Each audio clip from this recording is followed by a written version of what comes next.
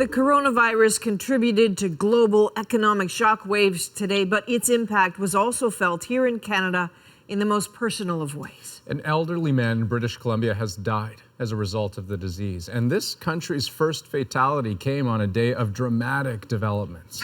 We will get to Italy, where the outbreak is so bad the entire country is now on lockdown. We'll get to California, where more than 200 Canadian cruise ship passengers are heading to quarantine, and to Washington, where we've learned that Donald Trump has had potential encounters with the virus. But let's begin with Tina Lovegreen in BC. The man lived in this senior's care home. He was a man in his 80s, and he had a number of underlying health conditions, unfortunately. So in that risk group for people who are more likely to have severe disease with this.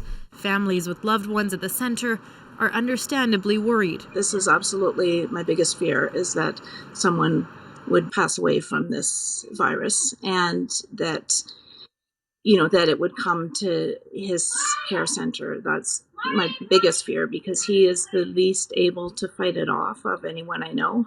So far, her 88-year-old father with dementia isn't showing any symptoms, but he's got a compromised immune system and is considered high risk. I just feel so helpless because we can't remove him from the facility or go there. 2 healthcare workers at the center have tested positive for the virus. So has another resident. Many more are being tested.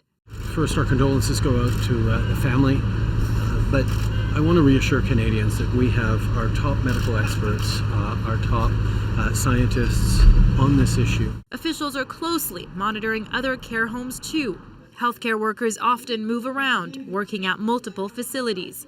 There's obviously elements of concern for your own health and your own well-being, but also too, I think caregivers feel a great duty of obligation and service to the people that they look for. The worry in BC is amplified by what's happening in neighboring Washington state. Of 22 people who have died there, 19 lived at this long-term care facility. And the responsibility for all of us is significant to not go out when we're sick, to not work when we're sick, to not go to school when we're sick, but also to not visit care homes. BC now has 32 cases, though the province's health minister says very few have required intensive care. Tina Lovegreen, CBC News, Vancouver.